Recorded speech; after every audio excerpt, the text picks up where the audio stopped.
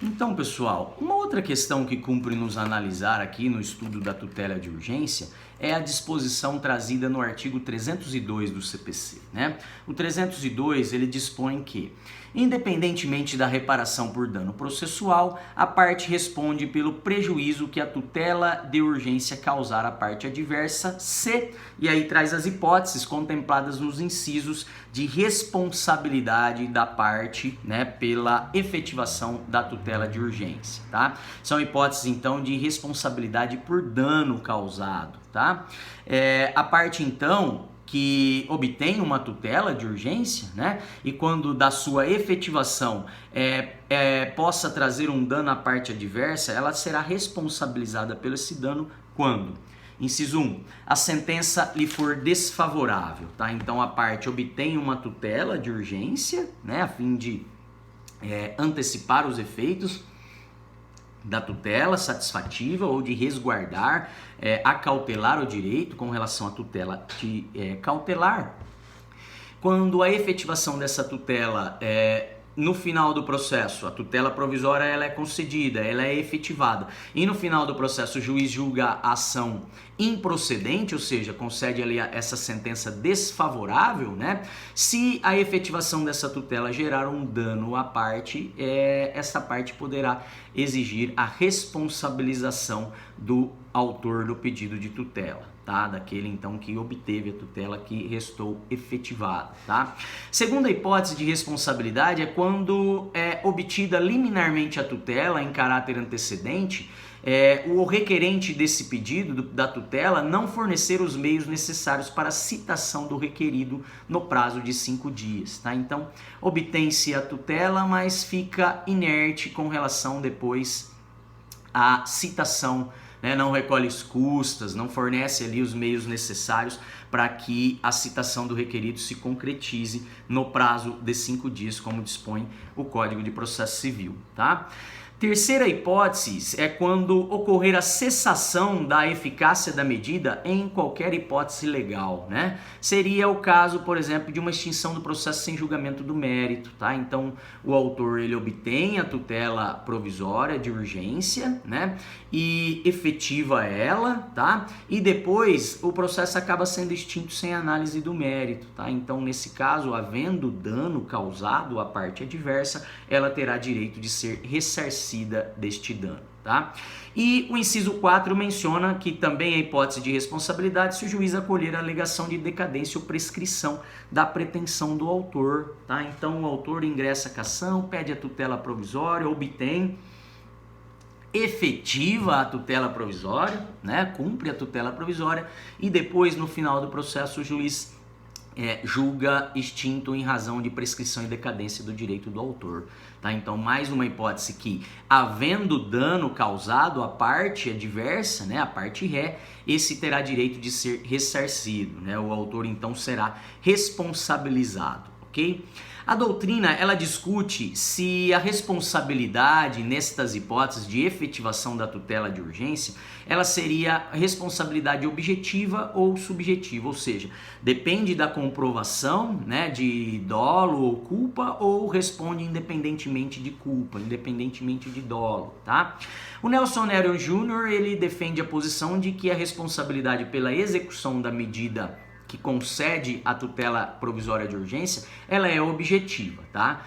Sujeita, diz ele num trecho de doutrina que recortamos no material de vocês, sujeito beneficiário da ordem liminar a ressarcir, independentemente de culpa, as perdas e danos daquele contra quem a ordem foi pedida e expedida, tá? Então a parte prejudicada, né, ela vai poder exigir o ressarcimento independentemente de comprovação de culpa da parte contrária. Okay? Da parte autora do requerimento de tutela provisória, né? Beneficiária, então, da efetivação. O Marinoni, por outro lado, ele diz que as hipóteses do 2 e 3, dos incisos 2 e 3, até pode-se falar em responsabilidade objetiva, tá? No entanto, para ele, as hipóteses do inciso 1 e 4, a responsabilidade ela é subjetiva. Diz o autor, nesses casos, a responsabilidade civil pela fruição da antecipação da tutela depende da alegação e prova do dolo ou culpa, porque estaria amparado num legítimo exercício do poder estatal. Tá? Então, a parte ela estaria, né, no exercício do poder de entrar com uma ação judicial. Tá? Então, não deveria ali se provar culpa e dolo, né, nessas hipóteses do inciso 4, quando o pedido é julgado improcedente e quando o juiz reconhece decadência e prescrição. Nesse caso, deveria se comprovar, então, que o autor o fez, né, exigiu a tutela provisória, efetivou ela e agindo com dolo ou culpa, sabendo que no final teria uma ação julgada improcedente ou sabendo que no final o seu direito estaria prescrito ou já teria sido objeto de decadência, tá? Diz o Marinoni que só há responsabilidade objetiva diante da sentença de improcedência quando a tutela provisória é obtida de maneira injustificada, isto é, com violação da ordem jurídica, por exemplo, com base em prova falsa. Tá? Então, ele ainda aventa uma possibilidade de responsabilidade objetiva, até mesmo na hipótese do inciso 1, né, como mencionado, quando a tutela é obtida de maneira injustificada, até mesmo antijurídica, né, com violação da ordem jurídica, como nesse caso de prova falsa em que o autor menciona, tá?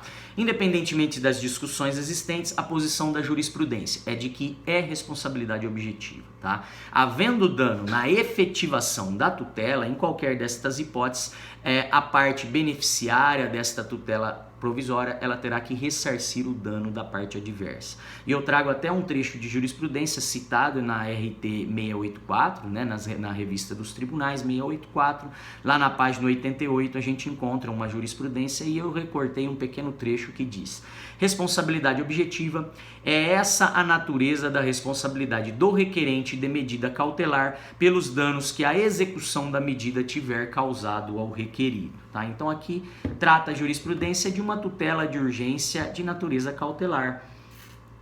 Mas essa responsabilidade objetiva se dá também quando da efetivação das tutelas antecipadas, né? Essas então de natureza satisfativa, ok?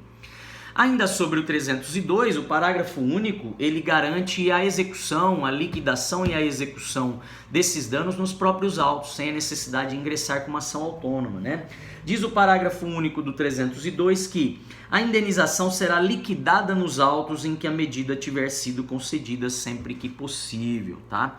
Então, o que é feito? A tutela de urgência, sempre que ela não prevalecer, os danos oriundos da sua efetivação, eles serão liquidados, ou seja, eles serão apurados em liquidação nos próprios autos em que a tutela foi deferida, nos próprios autos onde foram causados os danos, tá? Salvo se houver impossibilidade de fazê-lo, tá?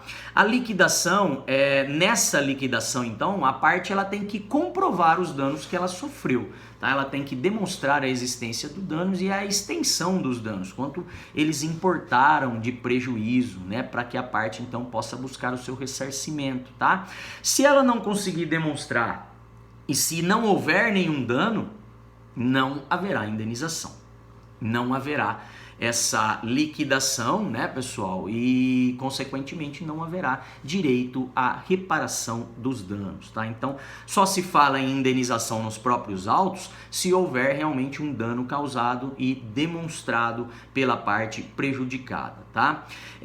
Costuma-se mencionar que não há sequer a necessidade da parte ré requerer esse direito à indenização nos próprios autos, tá? Segundo a doutrina, essa pretensão ela está implícita na leitura desse dispositivo, do parágrafo único do 302, tá? Então, não há necessidade de trazer um pedido, né, de que se houver dano pela efetivação da tutela provisória de urgência, que fica então requerido o direito de ressarcimento desse dano, o direito à indenização pelos danos causados. Então, independentemente de pedir isso na contestação, a parte terá o direito depois, né, quando houver a sentença de improcedência, quando houver o reconhecimento, né, da decadência e da prescrição, ou nas outras hipóteses ali contempladas nos incisos 2 e 3 desse artigo 302, a parte então vai poder, independentemente de ter feito um requerimento expresso, ela vai poder, nos termos do 302, parágrafo único, buscar o ressarcimento desses danos dentro dos próprios autos, né, dentro do processo já em curso. Ok? ok? Processo onde a tutela provisória foi concedida, certo? Feitas essas considerações, pessoal, chegamos à análise agora dos dispositivos que tratam do procedimento específico previsto pelo legislador para a concessão da tutela antecipada requerida em caráter antecedente. Lembra aquela possibilidade de requerer apenas a tutela através de uma petição inicial parcial, tá? Então, primeiro, nós vamos falar do procedimento para as tutelas antecipadas, tá? De natureza satisfativa, quando elas são requeridas de maneira antecedente.